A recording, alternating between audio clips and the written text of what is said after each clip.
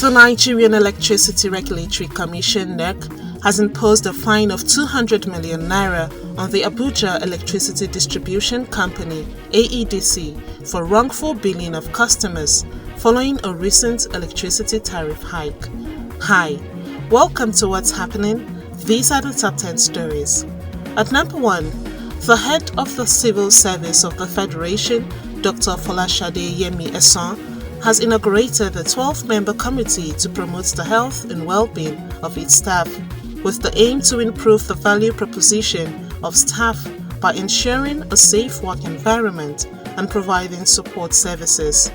The initiative aligns with the Federal Civil Service Strategy and Implementation Plan 2021 to 2025 and the National Policy on Occupational Safety and Health.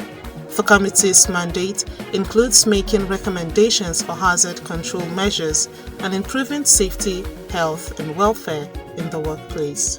At number 2, the Nigerian Electricity Regulatory Commission (NERC) has imposed a 200 million naira fine on the Abuja Electricity Distribution Company (AEDC) for wrongful billing of customers following a recent electricity tariff hike.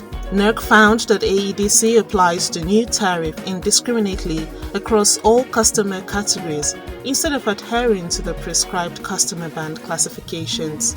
In response to NERC's enforcement action, AEDC is required to reimburse all customers who were charged the new tariff but are not on the Band A category.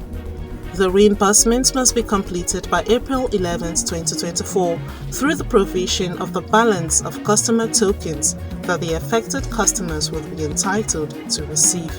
Electricity distribution companies DISCOs are now working to return some customers to Band A to charge the new tariff. At number 3, former Special Advisor on Media to ex-Rivers State Governor Nyesom Wike, Opunabo Inko Taria, has stated that the 8-point peace resolution initiated by President Bola Ahmed Tinubu is a political solution, not a legal document. His comments came after Governor Siminalayi Fubara cautioned detractors not to undermine him because of the peace accord, which he described as a mere political solution.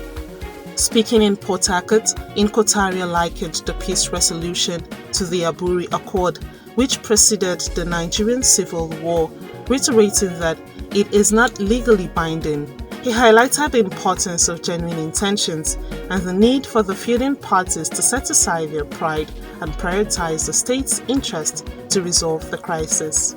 At number 4, the Benue State Independent Electoral Commission (BSEC) has announced that elections will be held in the 23 local government areas of the state on July 6, 2023. During a stakeholders meeting in Makurdi, BSEC Chairman John Chen unveiled plans for the elections, which will include the election of chairmen and councillors, including those from newly created council wards. Chen underscored the Commission's commitment to conducting free, fair and credible elections in line with the Governor's directive. He assured that the Commission would not organize sham elections, as this would only lead to the enthronement of mediocre leaders.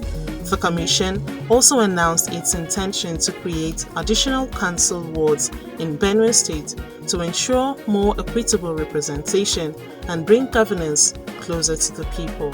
At number 5, controversial cross-dresser Idris Okuneye, popularly known as Bobrisky, has been convicted by the Federal High Court in Lagos for abusing the Naira. The Economic and Financial Crimes Commission (EFCC) had arraigned Bobrisky on 4 counts of Naira abuse, to which he pleaded guilty.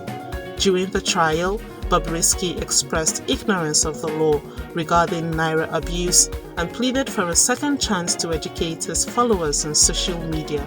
However, Justice Awoboro reiterated that ignorance of the law is not an excuse. The judge reserved sentencing until April 9th and ordered that he be remanded in EFCC custody pending judgment. With the conviction, Bobrisky could either serve 6 months in prison, pay a fine of 50,000 naira, or do both, according to Section 21 subsection 1 of the CBN Act 2007. At number 6, the National Human Rights Commission (NHRC) has reported 1,580 human rights violations for the month of March across Nigeria's 6 geopolitical zones.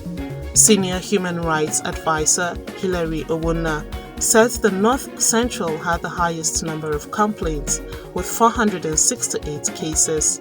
He added that violations included killings, kidnapping, domestic violence, abductions, and children rights abuses. State actors like the police, military, and DSS accounted for 94 cases, while 542 cases involved children's rights violations. The NHRS expressed concern over the rising violations and called for restraint, especially in conflict-affected areas like Kaduna and Benue states.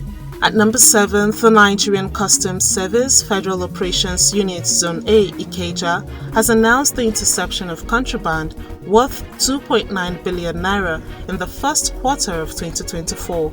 The Customs Area Controller, Hussein Ijibunu, disclosed that 29 suspects were arrested during this period. Among the seized items were 12,278 bags of rice, 40 units of used vehicles, 286 cartons of rubber slippers, and various other contraband goods. Ijibunu also highlighted the challenges faced by officers, including attacks by suspected smugglers in Oyo State, warning armed non-state actors of the legal consequences. At number 8, Nigerian striker Terem Moffi recently celebrated his 50th goal in the French Ligue 1, a milestone that has brought him a sense of accomplishment. Moffi, known for his proficiency in front of goal, has been a standout player since his European adventure began in Lithuania, eventually moving to clubs in Belgium and France. Having scored prolifically for Lorient and now OGC Nice, Moffi has shown his goal-scoring prowess both domestically and internationally, including at the recent Africa Cup of Nations (AFCON), where he helped Nigeria win the silver medal. At number 9, Turkish Interior Minister Ali Yerlikaya has arrested 8 individuals suspected of spying for the Israeli intelligence agency Mossad. According to Reuters, the suspects allegedly gathered information on individuals and companies in Turkey, which they shared with Mossad. The arrests were made following joint operations with the Turkish National Intelligence Organization. A video released by the minister showed police taking suspects to the state hospital for health checks and then to the Justice Ministry building in Istanbul.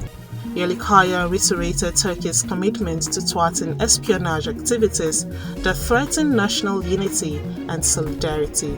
Finally, at number 10, Zimbabwe's central bank has introduced a new currency, the ZiG, Zimbabwe Gold, backed by gold reserves, in a bid to address hyperinflation and stabilize the economy. The new currency will replace the depreciating Zimbabwean dollar, which has led to soaring inflation rates. The ZiG is designed to be fully anchored and backed by a basket of reserves, including foreign currency and precious metals, primarily gold. The move aims to simplify financial transactions and provide certainty and predictability in Zimbabwe's financial system. That's all for today. See you next time on What's Happening.